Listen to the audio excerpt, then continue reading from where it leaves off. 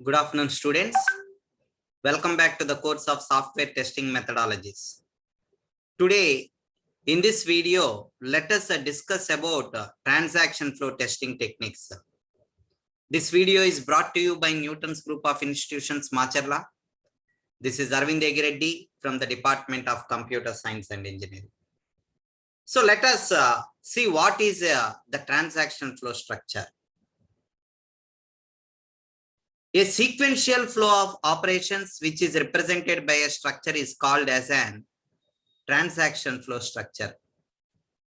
These transaction flows which are similar to the control flow graphs, and it is not necessary that the good structure provided for the code should also exist for a transaction flows. So here transaction flows which are often considered as an ill-structured, and the reason here why we say that they are ill-structured is due to its model of process, not just code. So here, while processing these transactions, humans cannot be forced to follow the rules of a specific software structure because they may incorporate decisions, loops, etc., etc. And also we call them ill-structured because the behavior of other uncontrolled structures that may be incorporated by some part of the transaction flows. And also they are ill-structured because permanent ill-structured nature of the transaction flows that leads to loop jumps, uncontrollable go-to statements, so on.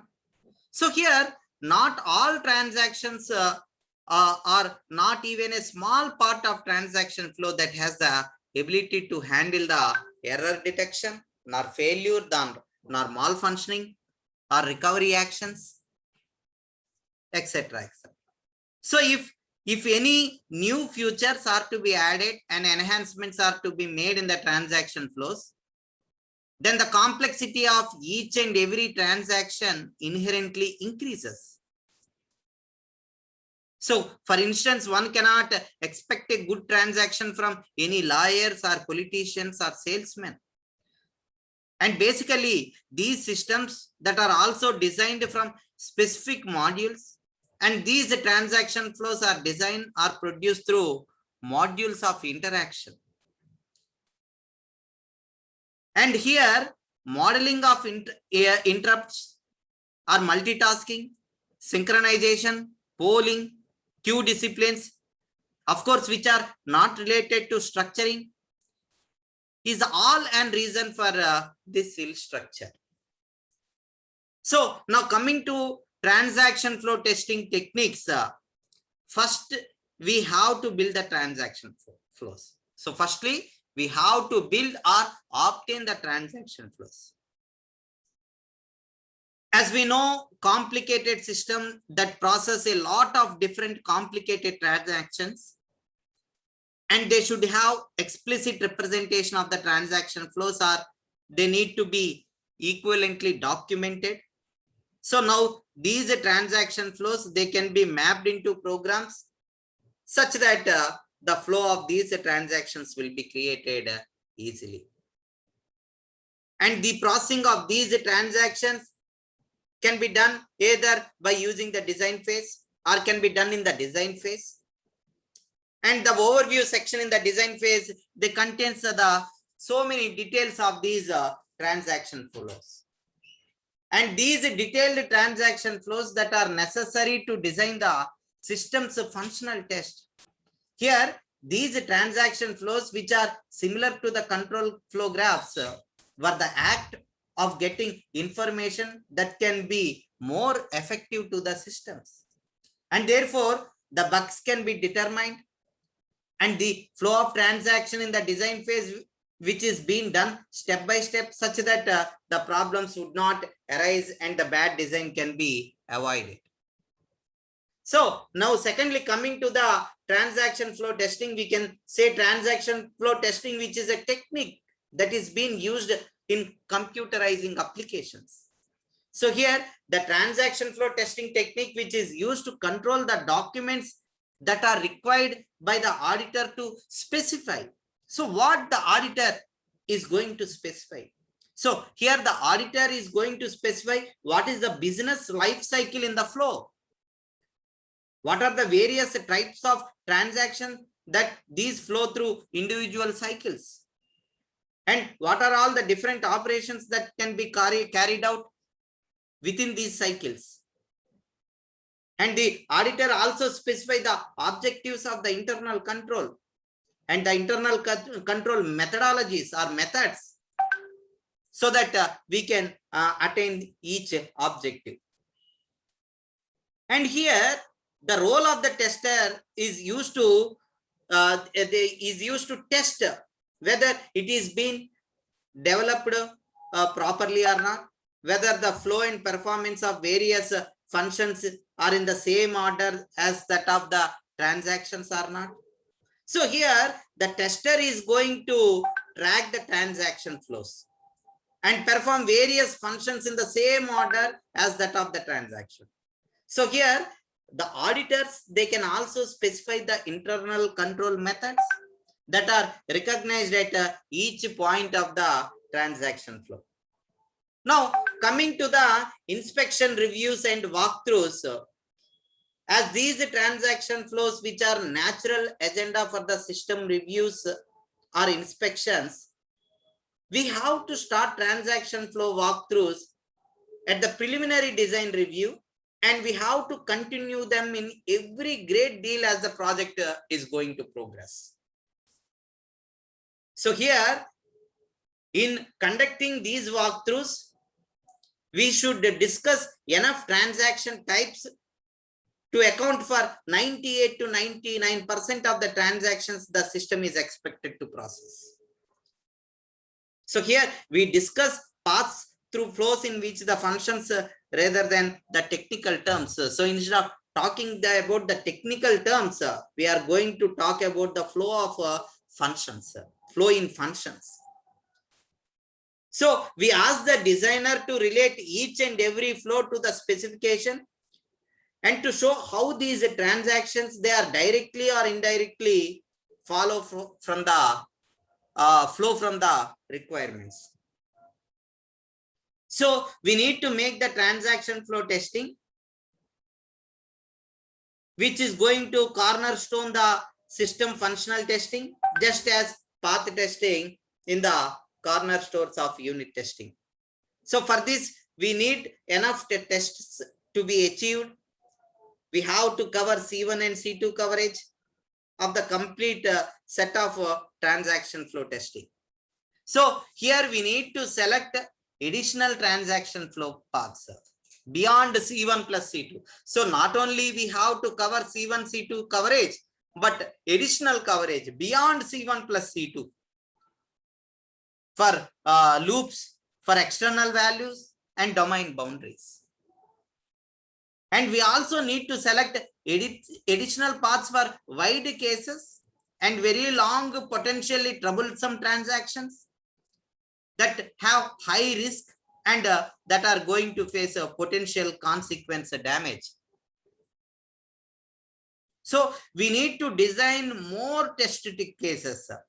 We have to design more test cases to validate all the births and deaths and to search for all lost daughters, for illegitimate births and wrongful deaths. Then we need to publish and distribute the selected test paths through the transaction flows. So here we have to distribute the selected test paths through the transaction flows as early as possible, so that they will extend the maximum beneficial effect on the project.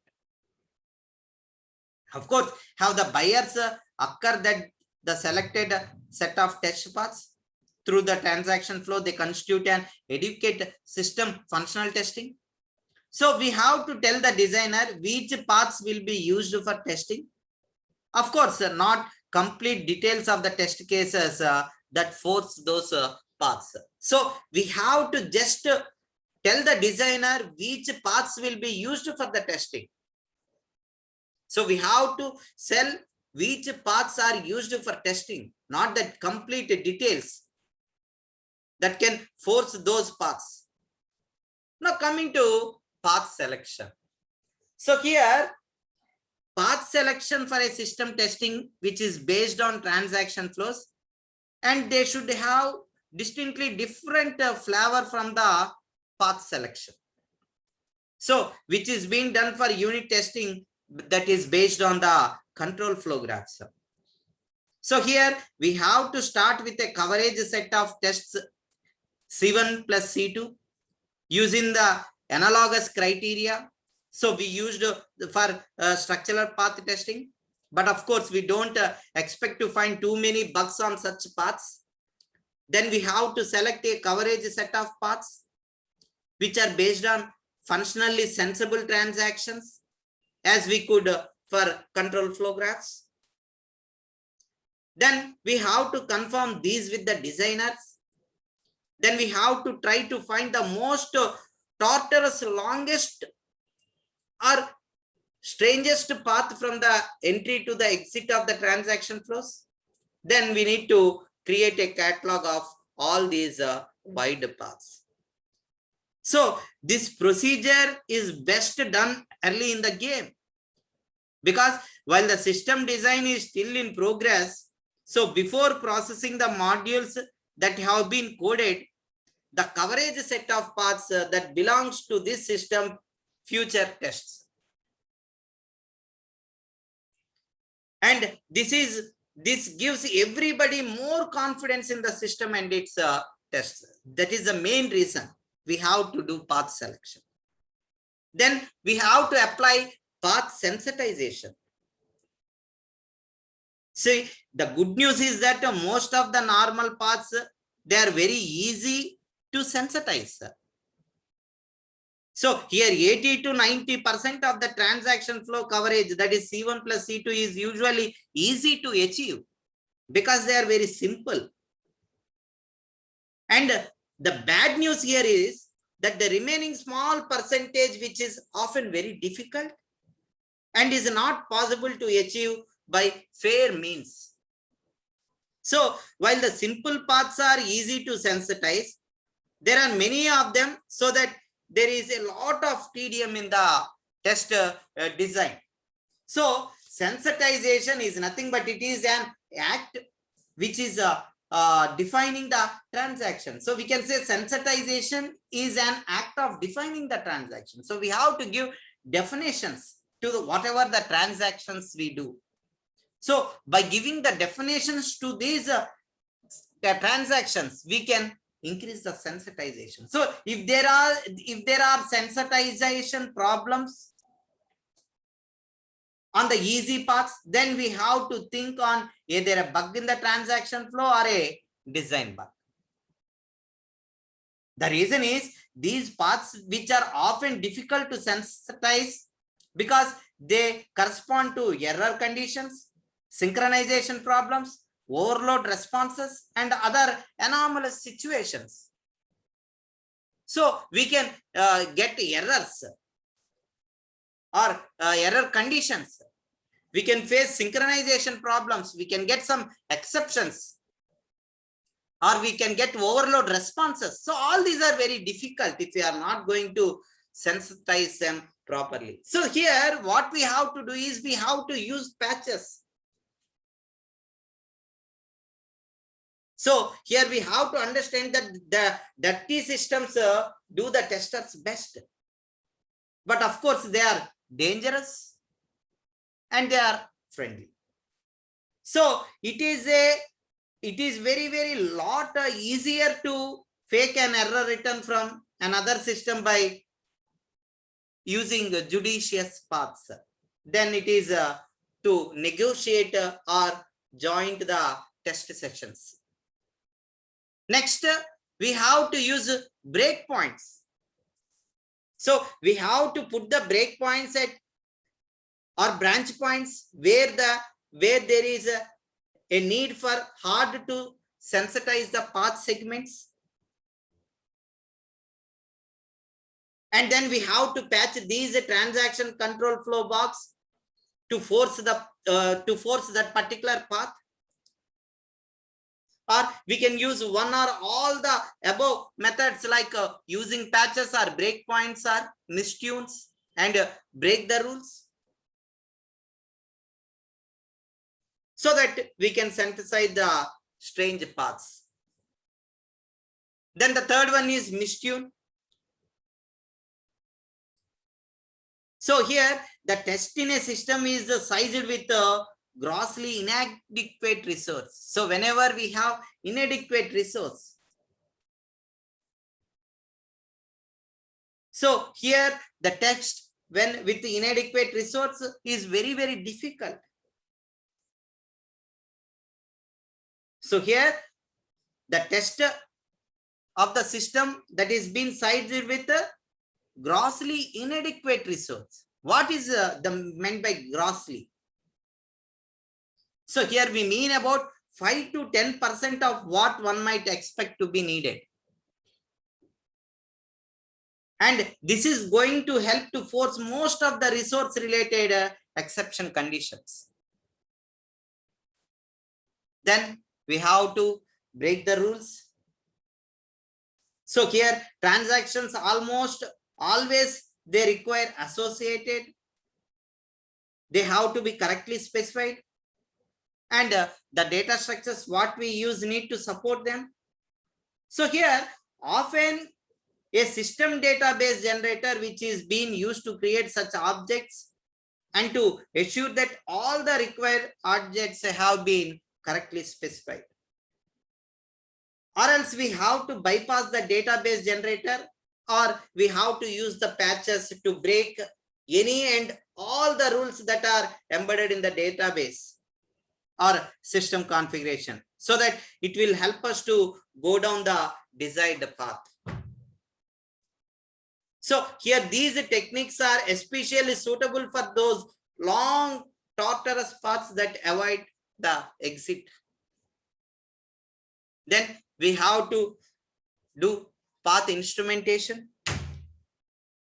So here one more thing, that is instrumentation is going to play a bigger role in the transaction flow testing, that is then in the unit path testing. So here counters are not useful because the same modules could appear in many different flows and the system could be simultaneously processing different transactions. So here the information of the path taken for any given transaction must be kept with what that particular transaction is going to do. So it can be recorded either by a central transaction dispatcher or by the individual processing model. So here we should not give importance to the counters because the same the thing or the same loop we are going to iterate more number of times. So in that terms, the number of transactions, if we are going to count, it makes no sense. So here we need to trace all the processing steps for the transaction. And here the queues on which that these transactions that reside, and the entries and the exits to and from the dispatcher to be noted or traced. So here all these tracing the processing steps of the transaction and the queues on which they are residing are the entries and the exist of the forms from the dispatcher. All these things in most of the cases such traces are being provided by the operating system in log files.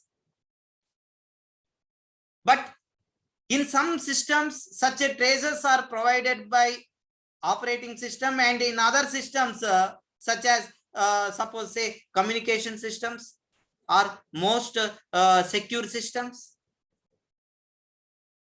So here, why in more secure systems are the communication systems, a running log that may contain exactly this information which has to be maintained as part of the normal processing. So after that, after doing path instrumentation, we have to design and maintain the test databases. So here while maintaining these, designing these test databases, about 30 to 40% of the effort of transaction flow test design is the design itself.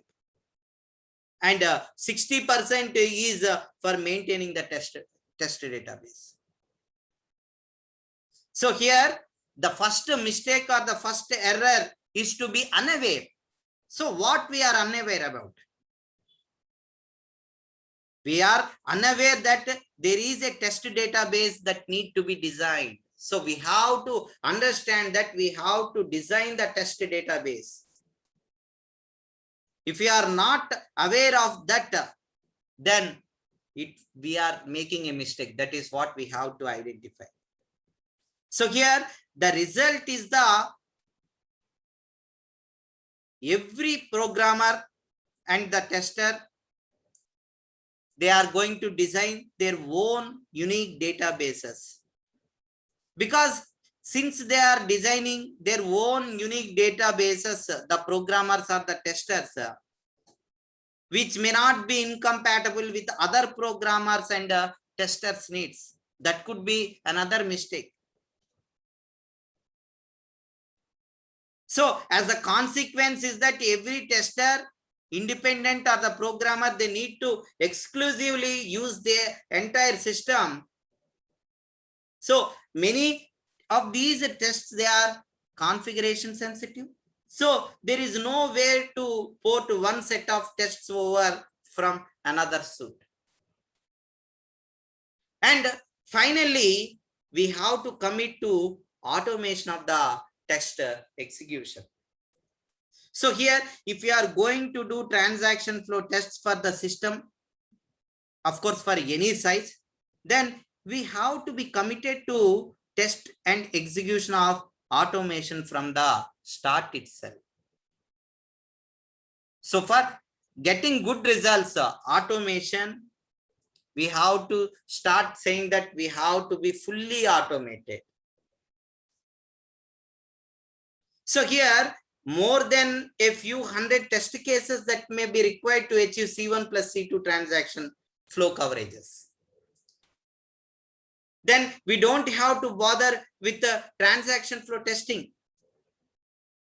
Suppose if we don't have the time and resource to almost completely automate all the test executions, then we will be running and ruining those transactions not once but hundreds of times over the project's life. So here transaction flow testing with this intention of achieving C1 plus C2, usually that is going to lead to a big increase in the number of test cases. So here we have to understand one thing. So without execution of automation, we cannot expect to do it right. So 100% we have to go for automation. So without automation, if we try, because if we are going to have, see, if it is 1 or 2 or 3, we can test manually. If it is hundreds and hundreds, so testing everything, each and every part is highly difficult. So we have to go for the automation. So here, these are the techniques in the transaction flow testing. I hope you understood. So if you like this video, please subscribe to my channel and press the bell icon for the latest notifications and for more updates and more videos. Thank you. Thank you, one and all.